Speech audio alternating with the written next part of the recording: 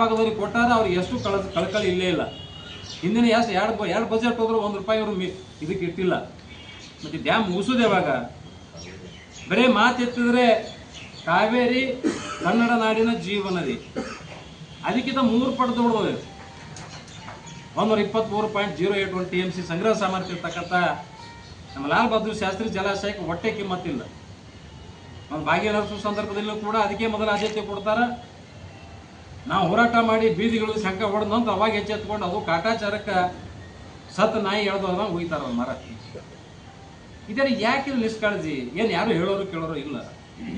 ಇದೇ ನೀವು ಯಾರು ಉತ್ತರ ಕರ್ನಾಟಕ, ವಿಶೇಷ ವಿಜಯಪುರ ಬಾಗಲಕೋಟೆ ಜಿಲ್ಲೆ ಒಳಗಾಗಿ ಅವಳಿ ಜಿಲ್ಲೆಯ ರೈತರು ಎಲ್ಲ ಪಕ್ಷದ ಮುಖಂಡರು ಪಕ್ಷಾತೀತವಾಗಿ ಬರಬೇಕು. ಯಾವ ರೈತರು ತಿಳ್ಕೊಂಡು ಬರಬೇಕು. ಈಗಾಗಲೇ ಬಾಗಲಕೋಟೆ ಜಿಲ್ಲೆಯ ಕೆಲವೊಂದು ಮಾಜಿ ಶಾಸಕರು ಕೂಡ ನಮಗೆ ದೂರವಾಣಿಯಲ್ಲಿ ಮಾತನಾಡಿ ನಾವು ಕೂಡ ಆಗಮಿಸ್ತಾ ಇದ್ದೇವೆ ಅಂತ ಹೇಳಿದರು. ಭಾಳ ಒಂದು ಅವರು ಬಂದರೂ ಕೂಡ ನಮಗೊಂದು ಹೋರಾಟಕ್ಕೆ ಶಕ್ತಿ ಬರ್ತದೆ.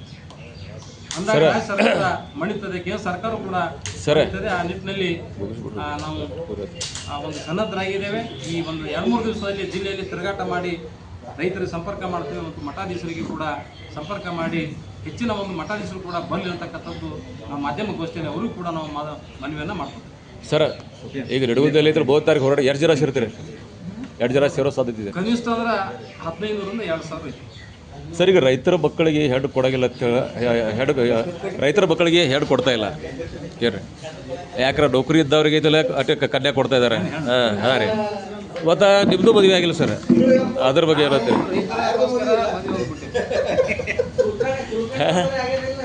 ಯಾರ್ದು ಆಗಿಲ್ಲ. ಇದ್ರ ಬಗ್ಗೆ ಯಾವುದೋ ಇದಿಲ್ಲ. ನೀವು ನಿಮ್ಮ ಇದು ಹಳ್ಳಿ ಒಳಗೆ ಐತಲ್ಲ, ಯಾವುದೇ ರೀತಿ ಇದ್ರ ಬಗ್ಗೆ ಬರೋವರೆಗೆ ಕಾರ್ಯಕ್ರಮಗಳು ಯಾವ ಮಾಡತ್ತಿಲ್ಲ. ಯಾಕಂದ್ರೆ ಕನ್ಯಾ ಕೊಡೋಕೆ ಯಾರು ಬಂದು ಬರತ್ತಿಲ್ಲ. ಅದ್ರ ಬಗ್ಗೆ ನೀವು ಯೋಚನೆ ಕೊಡೋದು ಕನ್ಯಾ ಯಾಕೆ ಕೊಡತ್ತಿಲ್ಲ? ಇದು ಕರ್ನಾಟಕ ರಾಜ್ಯ ಅಂತದೋ ಏನು ದೇಶದ ಗೊತ್ತಿಲ್ಲ. ವಯಸ್ಸಿಗೆ ಬಂದಂಥ ಯುವಕರಿಗೆ ಕನ್ಯೆನೇ ಕೊಡಕತ್ತಿಲ್ಲ.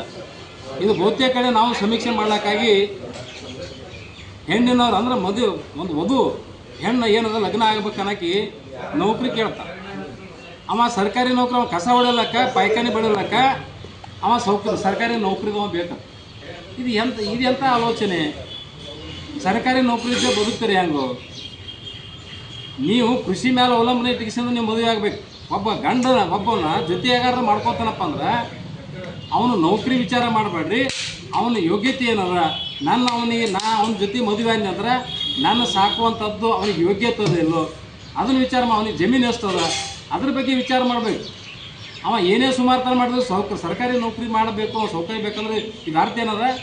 ತಂದೆ ತಾಯಿನೂ ನೋಡ್ಕೋಬಾರ್ದು, ಆರಾಮಾಗಿ ಜೀವನ ಮಾಡಬೇಕು, ಸಿಟಿಯಾಗಿ ಇದ್ಕೊಂಡು ಚೈನಿ ಮಾಡ್ಬೇಕಂತಕ್ಕಂಥದ್ದು ಇವತ್ತಿನ ಈಗಿನ ಕಾಲದ ಹುಡುಗಿಯರಿಗೆ ಆಗಿಬಿಡ್ತದೆ. ಇದು ಬಿಡಬೇಕಿದು.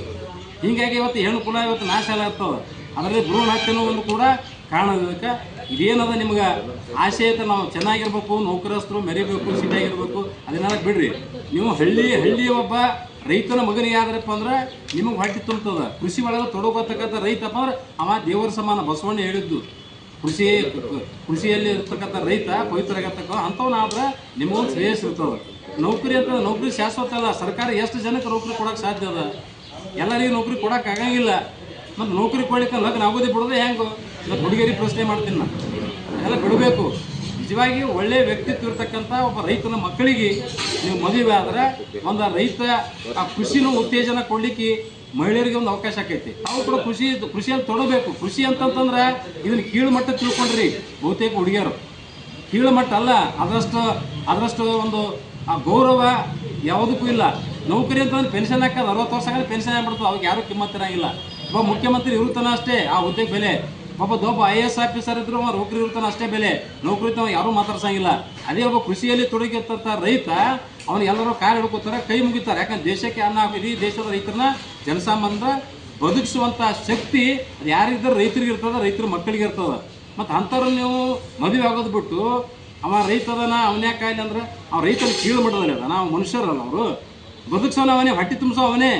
ಯಾವ ನೌಕರಿದಾರ ಇವತ್ತು ಜ್ವಾಳ ಗೋಧಿ ಬೆಳೆಯಂಗಿಲ್ಲ, ರೈತನ ಎಟ್ಟುತ್ತಿದ್ರು ಜಮೀನಲ್ಲಿ ಬಿತ್ತನೆ ಮಾಡಿಸಿದ್ದು ನಾವು ನಿಮಗೆ ಹೊಟ್ಟೆ ತುಂಬಿಸ್ತಾನೆ. ಮತ್ತು ಅಂಥವನ್ನ ನೀವು ಆ ಮದುವೆ ಆಗೋದು ಬಿಟ್ಟು ನೀವು ಬರೀ ಚೈನಿ ಮಾಡೋಕೆ, ಸಿಟಿಯಾಗಿದ್ದು ಮಜಾ ಮಾಡೋಕೆ, ದಿನ ಹೋಟೆಲ್ ಹೋಗ್ಲಕ್ಕ, ಮಜಾ ಮಾಡೋಕೆ ನೀವು ಆ ನೌಕರಿದವ್ರನ್ನ ಕೇಳಿದ್ರೆ ಅದು ಪ್ರಯೋಜನ ಆಗೋದಿಲ್ಲ. ರೈತರು ರೈತ ಕುಲವನ್ನು ಉತ್ತೇಜನ ಮಾಡುವಂಥ ನಿಟ್ಟಿನಲ್ಲಿ ಇವತ್ತೇನದ ರೈತ ತಾಯಂದಿರು ಕೂಡ ತಮ್ಮ ಹೆಣ್ಣು ಮಕ್ಕಳನ್ನ ಅವರಿಗೆ ತಿಳಿಸಿ ಹೇಳ್ಬೇಕು, ನೋಡವ ಈ ದೇಶಕ್ಕೆ ರೈತರು ಮುಖ್ಯ ಅದ, ರೈತರು ಇದ್ದರೆ ನಾವೆಲ್ಲ ಬದುಕ್ತೇವೆ, ಅದಕ್ಕೆ ನೀ ರೈತನ ಮಗನೇ ಆಗ್ಬೇಕು ತಿಳ್ಕೊಂಡು ಅವರಿಗೆ ಬುದ್ಧಿವಾದ ಹೇಳಿ ಅದಕ್ಕೆ ಉತ್ತೇಜನ ಹಾಕುವಂಥ ಕೆಲಸ ಮಾಡಿದ್ರೆ ಮಾತ್ರ ಗಂಡುಗಳು ಚೆನ್ನಾಗಿರ್ತವೆ. ತಲೆ ಕೆಡಿಸ್ಕೊಂಡು ಏನೇನು ಮಾಡಿ ಹುಚ್ಚು ರಿಕ್ಷಿಂದ ಅರ್ಧಕ್ಕೆ ಜೀವನ ಅವ್ರು ಹಾಳಾಗುವಂಥ ಪರಿಸ್ಥಿತಿ ಅಂತ ಬಂದು ಸಾಕಷ್ಟು ಘಟನೆಗಳಾಗಿದ್ದಾವೆ.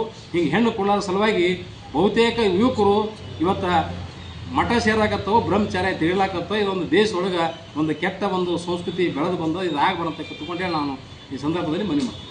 ಓಕೆ.